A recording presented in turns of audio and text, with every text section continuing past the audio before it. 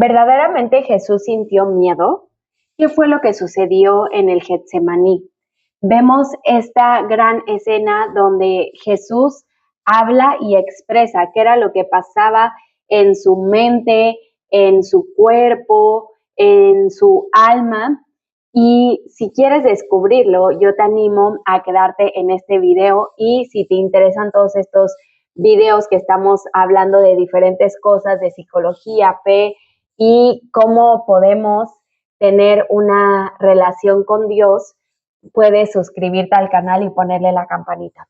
Pero vamos a ver qué gran momento de Jesús. Estaba a punto de morir. Y eso, por supuesto, conllevaba enfrentarse a sí mismo, un miedo, un temor a pasar por ese sufrimiento. Algo también muy interesante de esto, que lo comenta Lucas, es que en ese momento él estaba teniendo en su sudor como gotas de sangre, y esto es una condición médica que se llama hematidrosis, y que literalmente esto es como consecuencia de profundo estado de estrés, de angustia.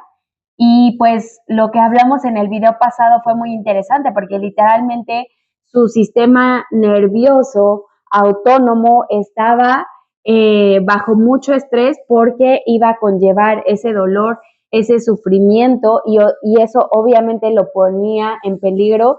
Y pues tal cual estaba muy activado, porque quería proteger a Jesús, y por eso incluso tenía esta expresión en su cuerpo, sentía pues tal cual la emoción de angustia, también sentía tristeza porque sabía lo que se venía.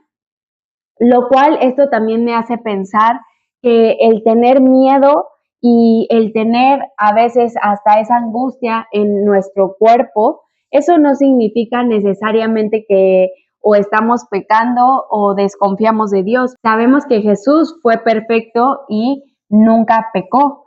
Entonces, el hecho de sentirse de esta manera no lo hace pecar, pero tampoco significa que realmente no estuviera confiando en Dios, sino que más bien estaba pasando bajo un momento de estrés, y sabemos que también él era plenamente humano. Entonces, tal cual, él también vivió esa experiencia humana.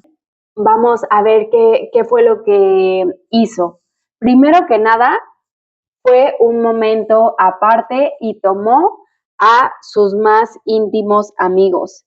Y para esto yo te quiero preguntar, ¿quiénes son esos amigos a quien tú puedes ir confiadamente y abrirles tu corazón? Y tú también, ¿realmente estás siendo ese amigo donde pueden ir a ti y abrir por completo el cómo se sienten, incluso tal vez las dudas que están pasando, quizás su ansiedad, su depresión? ¿O no eres un refugio seguro porque tal vez criticas y simplemente juzgas y les dices que tienen que hacer algo, o que quizás no están orando lo suficiente, o que quizás no están confiando en Dios por sentirse así? Esto nos pone a pensar porque, miren, dice que tomó a Pedro y 2 hijos de Zebedeo con él y comenzó a sentirse triste y angustiado. Y a ellos les dijo: mi tristeza es tan grande que me siento morir. Quédense aquí, manténganse despiertos. Entonces, para empezar, fue vulnerable con sus más íntimos y pidió también ese apoyo espiritual, pero también emocional. Ese saber que hay alguien que está a tu lado, que no te juzga, que al contrario te anima, y que, como en la historia de Moisés, cuando estaban con la guerra y que Moisés había cansado de levantar los brazos, que había personas que le levantaban las manos para que la batalla pudiera seguir en victoria. Entonces, a veces necesitamos de esas personas que estén a nuestro lado. Y bueno, vamos a avanzar. Entonces, Ahora caminó un poco y se postró en tierra y oró así. Vemos que él dijo: Padre mío, si es posible, no me dejes tomar esta copa. Sin embargo, no hagas lo que yo quiero, sino lo que quieres tú. Y qué lindo es saber que nosotros tenemos esta misma relación ahora que hemos sido perdonados por Dios, adoptados como hijos de Dios con nuestro Padre Celestial. Esto es un reflejo de ahora cómo nosotros también nos podamos relacionar con nuestro Padre, porque en Jesús ahora nosotros podemos ver cómo es esa relación de un hijo con su padre. Su confianza estaba precisamente en esa relación de padre e hijo. Tenía esa seguridad en ese vínculo, en esa relación, porque para empezar, esa es una relación eterna que ellos tenían y que ahora, pues tú no puedes dejar de ser hijo de tu papá o de tu mamá, aunque no estén presentes hablando en términos humanos, siguen siendo tus papás. Bueno, ahora obviamente sabemos que el Padre es totalmente diferente. Él está en los cielos, Él es santo, Él no se contamina por el pecado, por la maldad, sino que al contrario, Él es santo y además Él es amor. Entonces, Él no deja de ser. Entonces, por eso podemos tener también esta confianza de saber que Él es ese Padre bueno que siempre va a estar con nosotros, que no nos va a dejar, que no nos va a abandonar, pero que también aquí vemos que Jesús tiene la confianza y es un lugar seguro para expresar realmente su lucha, su batalla, porque se ve aquí que hay una parte de Jesús que le está doliendo, que quiere evitar ese dolor. Así es que él no dijo, ay, no, sí, yo voy a ir y entonces yo confío mucho en ti, no, sino que realmente él fue honesto en ese momento con el Padre. Y quiero también citarte este versículo en este salmo. Confíen siempre en Dios, cuéntenle todos sus problemas, Dios es nuestro refugio. O también en otras versiones habla de derramar nuestro corazón. Así es que no sientas que tienes que llegar con caretas con Dios, sino que Jesús nos enseña que tal cual podemos hablarle incluso de que nos está doliendo eso que estamos a punto de pasar y quizás también hasta nuestros deseos y anhelos. Y aquí viene la otra parte, porque si te das cuenta, también él dijo, o sea, expresó todo eso, pero también dijo, sin embargo, no hagas lo que yo quiero, sino lo que quieras tú. Es decir, antepuso la voluntad del Padre antes que la suya. Vio que más allá del sufrimiento podría e iba a haber un propósito. Entonces, el propósito es mayor que nuestro miedo y eso es lo que nos impulsa y nos da la valentía, obviamente fortalecidos por el Espíritu Santo, porque esa es otra cosa que también vemos, que Jesús no quiso fortalecerse en su propia humanidad, sino que tal cual, en ese momento en el que fue al Padre, en el que estaba orando, obtuvo esa fortaleza.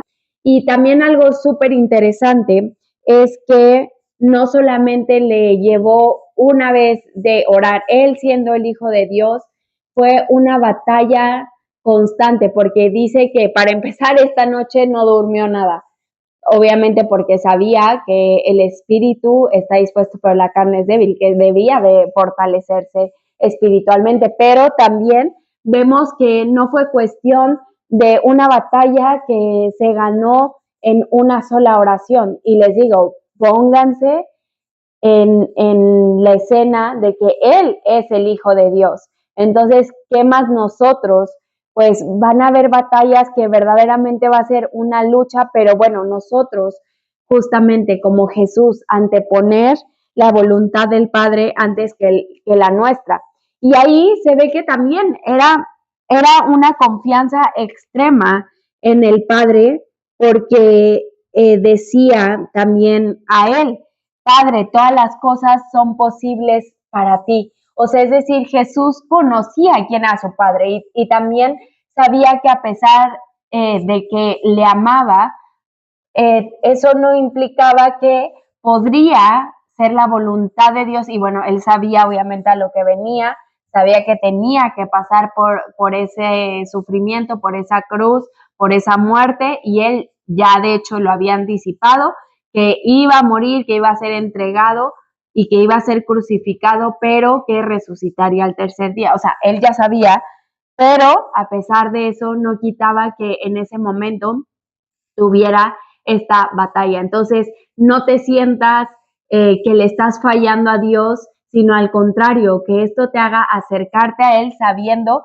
que justamente Él es soberano, Él es poderoso, Él es fiel, Él te ama y sigue viendo como ese buen padre por lo mejor, más allá de ese sufrimiento temporal, ve con propósito. Y de hecho, esta también era la perspectiva de Jesús y por eso dice en Hebreos,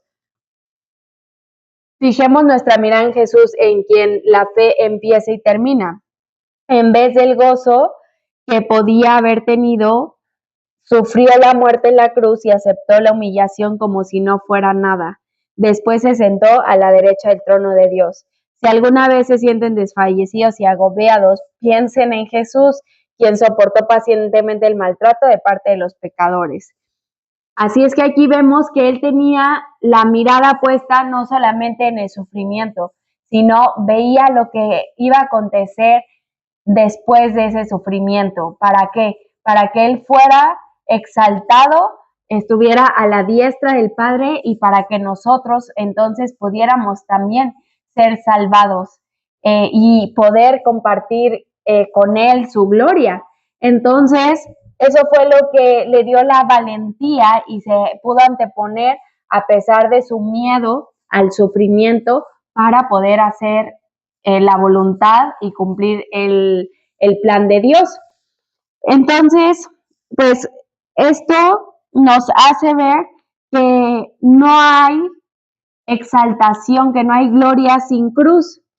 Eso es lo que nos prepara. El sufrimiento tiene muchos propósitos en nuestra vida y tenemos que verlo con los lentes correctos, sabiendo que aún en esos momentos Dios va a estar con nosotros y todo va a cooperar para bien. Cuando nosotros nos ponemos bajo su cobertura, nuestro poder, bajo su control, entonces ahí es donde Dios a su debido tiempo y a su debida forma, como aquí lo hizo con Jesús, también lo hará con nosotros si nos ponemos bajo su mano, no bajo nuestra propia mano de tomar el control, de hacerlo en nuestras fuerzas, sino de literalmente confiar en Él. Entonces, pues Él nos exaltará. Y por eso nos dice, así es que echa sobre Él, como cuando avientas algo y ya no lo estás cargando, entonces dice, echa sobre Él todas tus ansiedades y preocupaciones porque Él cuida de nosotros. Y eso fue lo que hizo Jesús. Justamente aceptó y reconoció cómo se sentía, no lo trató de esconder, lo soltó a Dios, al Padre, confió y se rindió.